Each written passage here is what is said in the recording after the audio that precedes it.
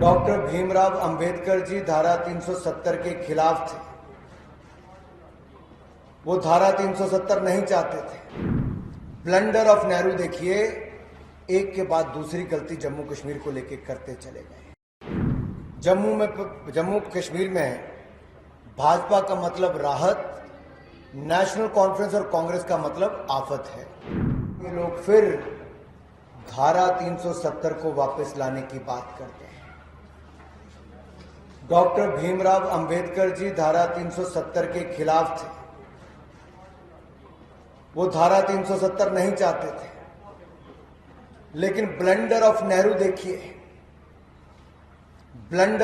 देखिए, एक के बाद दूसरी गलती जम्मू कश्मीर को लेकर करते चले गए।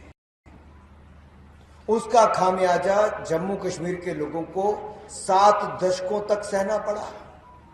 45,000 लोगों की हत्याएं यहां तक कर दी गई।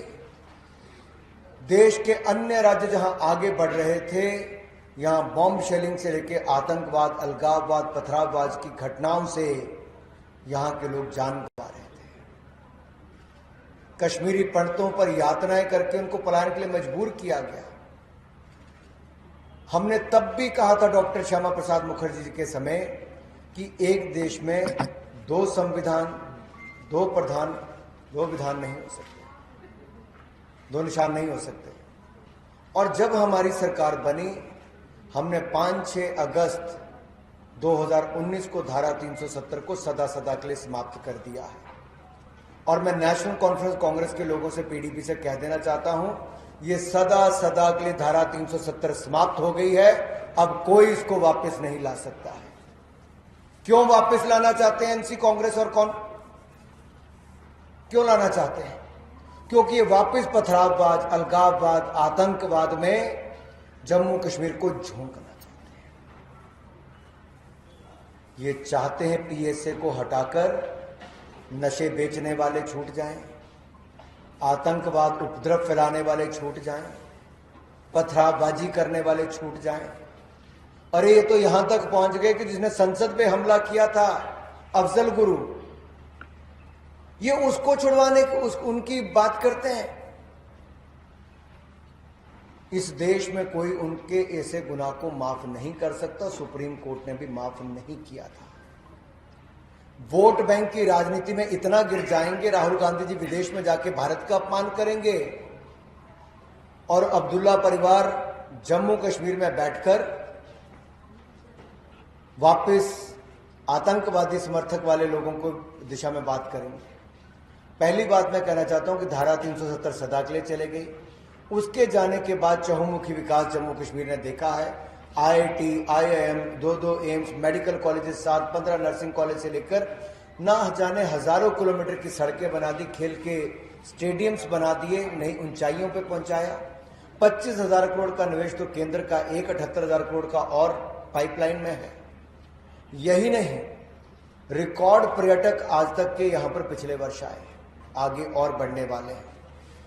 मैं तो ये कहूंगा कांग्रेस और नेशनल कॉन्फ्रेंस मिलकर साजिश का पुलाव पका रहे हैं।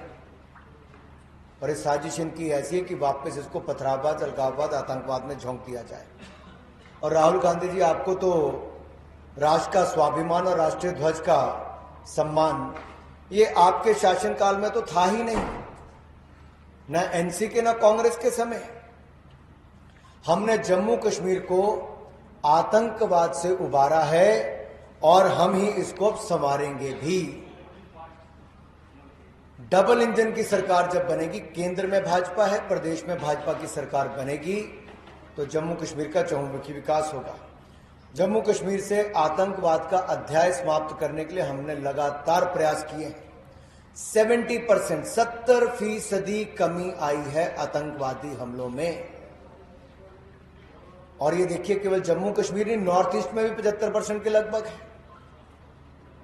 और माननीय गृह मंत्री जी ने कहा 2026 तक तो हम देश भर में से नक्सलवाद को खत्म करेंगे, नक्सलवादी इलाकों से। ये है एक संकल्प लेके चलने वाली सरकार। दूसरी तरफ कौन है? वो राजनीतिक दल जो धर्म जाति के आधार पर देश को बांटना चाहते हैं। जम्मू कश्मीर में भाजपा का मतलब राहत, नेशनल कॉन्फ्रेंस और कांग्रेस का मतलब आफत है। न्यूज नेशन अब व्हाट्सएप पर खबरों के ताजा अपडेट के लिए न्यूज नेशन के इस क्यूआर कोड को स्कैन करें।